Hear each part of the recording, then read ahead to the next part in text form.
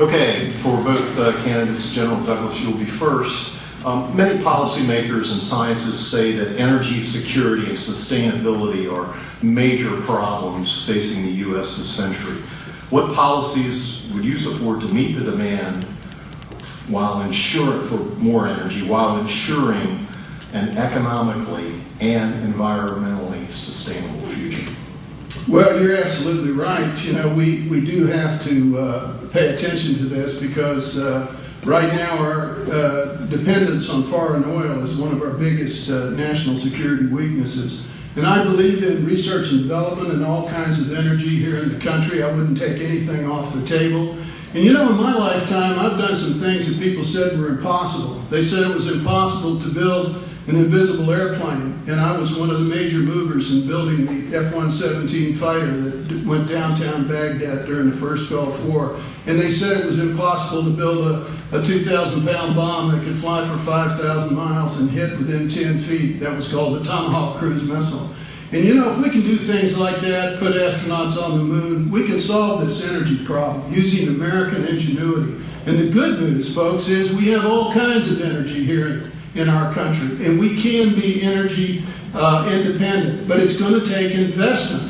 It's going to take investment, and it's going to take research and development. We need to make sure everything is on the table. And these new energy sources will create new jobs. My opponent still votes for oil subsidies for the oil companies. And I don't know about you folks, but I'm getting tired of those high prices at the pump and knowing that those companies are making millions and billions of dollars of profit each year, and we still give them subsidies. I think we need to end those. And I just want to tell you, I'm a farmer. I'm turning my farm green, and it's actually a better farm when it's green. So I believe in energy independence. I'm still not hearing. Copy? I'm not hearing a whole lot of specifics about what you support, however. I'm hearing you talk about your opponent. Well, if I have some more time, do you want me to answer? We want some specifics. What specifically do you support that would help this country achieve environmental quality or maintain environmental quality and achieve energy independence? Do you support tax credits and grants for solar and wind, for example? The solar thing has been a big deal and quite controversial. Yeah, I do support tax credits for solar and wind. I support trying to convert our diesels onto natural gas. You know, if we were able to get all of our farm equipment off of diesel and onto natural gas, we would have cleaner emissions, and most of that natural gas would come here from the United States. But we have to make sure that we know that it's not being produced through fracking. You know, fracking is still contingent. There are ways to make coal cleaner. I support drilling wherever it makes environmental sense with the adequate safeguards. But you know, when we do these kind of drilling projects, we got to make sure we do them right. For example, when offshore drilling first came up, I was Assistant Secretary of the Navy off the Virginia coast, and the Virginia legislature voted to keep the Navy out of any say in where those oil wells were going to be drilled. We tried to tell them that if we had an attack, we had to get our subs out quickly. They didn't seem to care. So it takes teamwork. It takes the federal government, it takes the state and local governments all working together. And there's a range of technological things. You mentioned wind and solar. I'd support that. I support it using as much natural gas as we can. If we could get all those big 18-wheelers off of natural gas, just think how much diesel that would save us from importing. Problem is, we don't have natural gas stations along the way.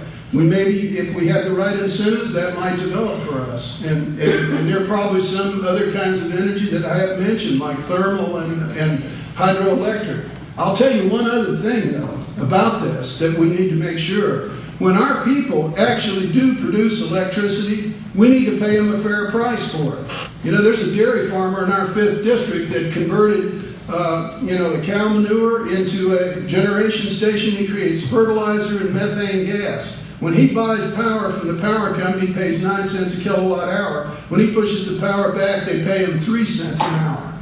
Now, what kind of incentive is that to go clean up our environment and create clean energy? We need to have better programs to make this work. Okay, Congressman Hurt, and again, we'll give you more time, but I would like to hear, we would like to hear specifics. Sure. So listen, I mean, and I was interested to hear what my opponent says. I mean, he talks about, you know, the fact that his farm is green. He talks about, in terms of what the government can do to generate energy in this country. Listen, the private sector is very well equipped to do these things. And when you have the government get involved, and when you have the government get involved in the green energy projects, like Solyndra, you talk about throwing good money after bad. $500 million of tax dollars gone down the drain because the government got in the middle of that project, picking winners and losers. That's unfortunately, that's, you know, my opponent is saying exactly what the other side has been saying for the last several years about having a reasonable, responsible energy policy in this country. I can't think of anything that's more important.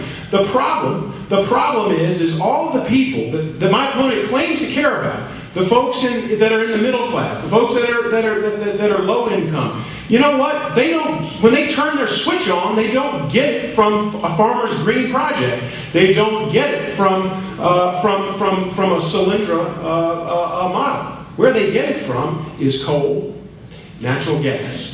That's where electricity comes from in this country. Now, I'm not opposed. I think that we should encourage, where we can, in a reasonable, responsible way, encourage the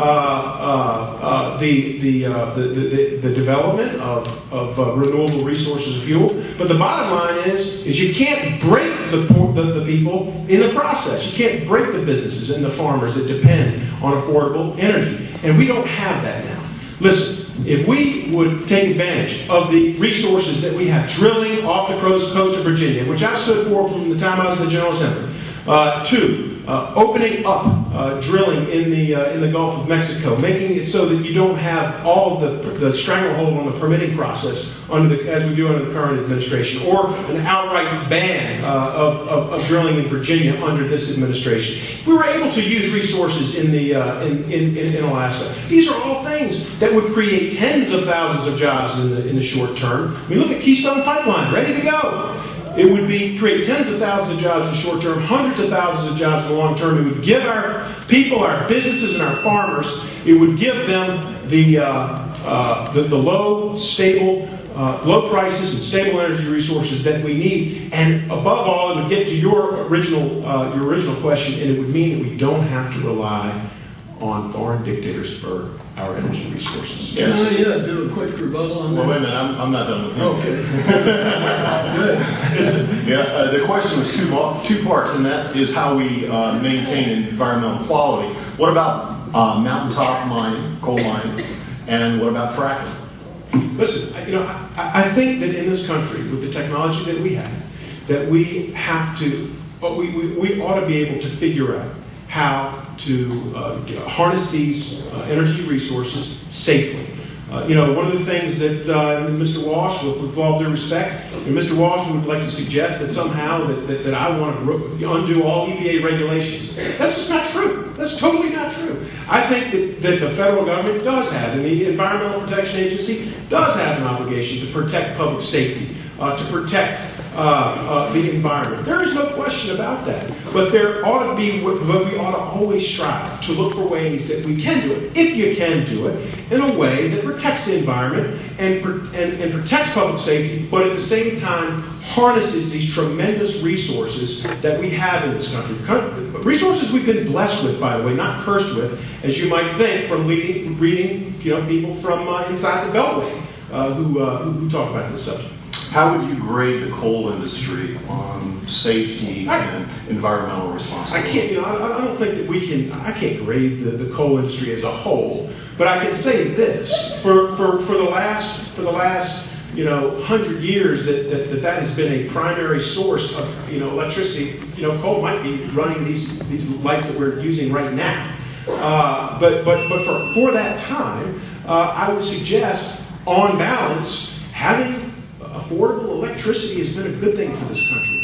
I mean, it's schools, it's hospitals, it's our homes, it's our businesses, it's our farms. That's been a good thing.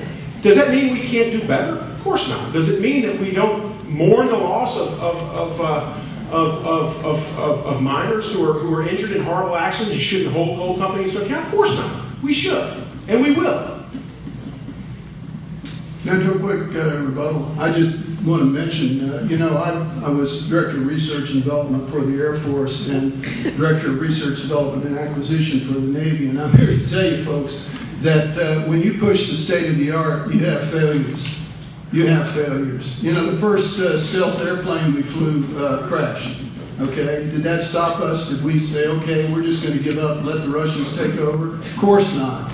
And anybody who thinks that industry, without the partnership with the government, is going to solve all of our technical problems doesn't understand where basic research comes from. They don't know the difference between basic and applied research. They don't know the profit motive in industry. So, I don't think my opponent even understands what research and development is and the process that goes through that starts in our great universities and carries on through the government-funded programs and into industry to turn them into products. It's a partnership. It's not just industry. Final word, Congressman Hurd, on this topic? Well, it just reminds me of that great line that came from the president when he was in Roanoke. He said, if you have built a business, you didn't build it. And that is